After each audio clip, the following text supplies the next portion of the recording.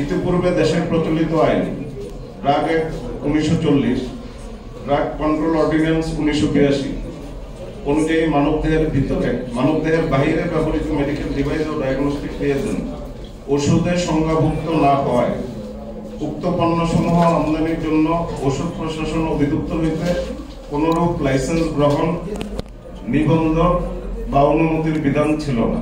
সম্প্রতি বিগত বাংলাদেশ সরকারের 2023 সালের আমলে আগের সকল আইন রহিত করে ঔষধ ও কসমেটিক আইন 2023 প্রণয়ন করা হয়েছে।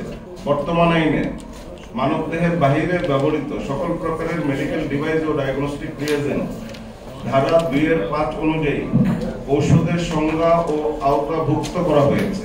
মেডিকেল ডিভাইস যাবতীয় চিকিৎসা পণ্য সামগ্রী ঔষধের সংজ্ঞায় সংজ্ঞায়িত করা হয়েছে এবং তার আওতাভুক্ত করা হয়েছে নীতি এবং বিধিমালার মাধ্যমে। ওষুধ ও কসমেটিক্স আইন 2023 অনুযায়ী মেডিকেল ডিভাইস ডায়াগনস্টিক রিয়েজেন্ট আমদানি সরবরাহ বিক্রয়ের নিমিত্তে লাইসেন্সিং কর্তৃপক্ষ মানে ডিজিডিএ হইতে লাইসেন্স গ্রহণ ও মেডিকেল ডিভাইস নিবন্ধনের বিধান বাধ্যতামূলক করা হয়েছে। অত্র আইনে উক্তরূপ লাইসেন্স ও নিবন্ধন প্রাপ্তির যোগ্যতা শর্ত সহ যাবতীয় বিষয়াদি সুষ্ঠু পরিচালনার উদ্দেশ্যে বিধিমালা প্রণয়নের কথা আইনের ধারা 14 ও 22 সুস্পষ্টভাবে বলা হয়েছে। এই মেডিকেল ডিভাইস রেজিস্ট্রেশন লাইসেন্সিং এর বিধিমালা আজও পর্যন্ত কার্যকরী করা হয়নি, যা আমরা বারবার দাবি করে আসছি। দেশের জনগণের উন্নত চিকিৎসা সেবা নিশ্চিতকরণের লক্ষ্যে সকল প্রকারের মেডিকেল ডিভাইস, যন্ত্রপাতি, ডায়াগনস্টিক রিয়েজেন্টের মান নিয়ন্ত্রণ ও সঠিক ব্যবস্থাপনার নিমিত্তে নিবন্ধনের জন্য স্বতন্ত্র আইন ও যুগোপযোগী বিধিমালা প্রণয়ন করা হোক। বিধিমালা প্রণয়নের ক্ষেত্রে অংশীজন হিসেবে স্টেক হোল্ডার হিসেবে আমরা মেডিকেল ডিভাইস চিকিৎসা সমিতির সদস্য, ব্যবহারকারী ডায়াগনস্টিক ও হসপিটাল মালিক সমিতির সদস্য, সংশ্লিষ্ট ক্ষেত্রে অভিজ্ঞজনদের নিয়ে মেডিকেল ডিভাইস এক্সপার্ট কমিটি করার জোর দাবি জানাচ্ছি। ওষুধ প্রস্তুত করার জন্য রেসিপি অনুমোদনের আবেদন করতে হবে। যেহেতু এটা একটা ম্যানুফ্যাকচারিং প্রসেস, কি দিয়ে ওষুধটা তৈরি করবে সেটা রেসিপি অ্যাপ্রুভাল করতে হয়, যে আমি প্যারাসিটামল এই দিব, এত পার্সেন্ট দিব, এরকম প্রত্যেকটা সিরাপ ঔষধ এগুলোর জন্য এটা লাগে।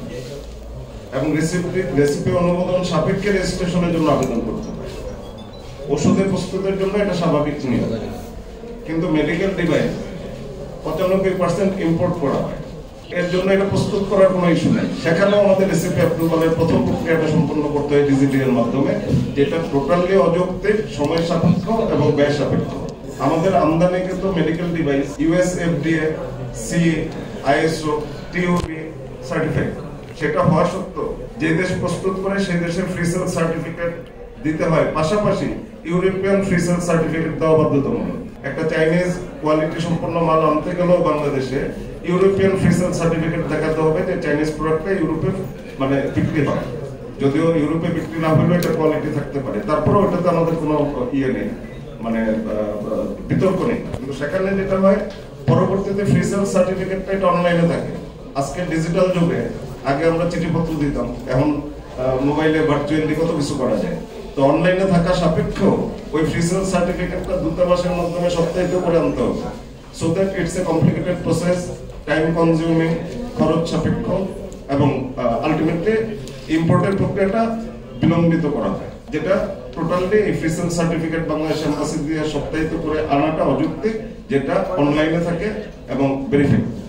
প্রোডাক্ট রেজিস্ট্রেশন করার পরও প্রতিবার নিবন্ধিত প্রোডাক্টের পরও প্রতিবার এলসি করার আগে ওদের ডিজিডিএ থেকে অনুমতি নিতে হয়, যেটা আমাদের পূর্ববর্তী নেতৃবৃন্দ বলে গেছেন যে কারো দরকার 1 লাখ পিস বা 10,000 পিস একটা গুরুত্বপূর্ণ আইটেম, ওরা সেখানে কাটছাট করে কমায় দেয়, কি যুক্তিতে সেটা আমরাও ভালো জানি না। তো সেই ইন্ডিয়ান অ্যাপ্রুভাল প্রসেস সম্পন্ন করে তারপর আমদানি করতে হয়। এই ইন্ডিয়ান অ্যাপ্রুভাল প্রসেস আবার অনুমোদনের জন্য সময়, ব্যয় সাপেক্ষ।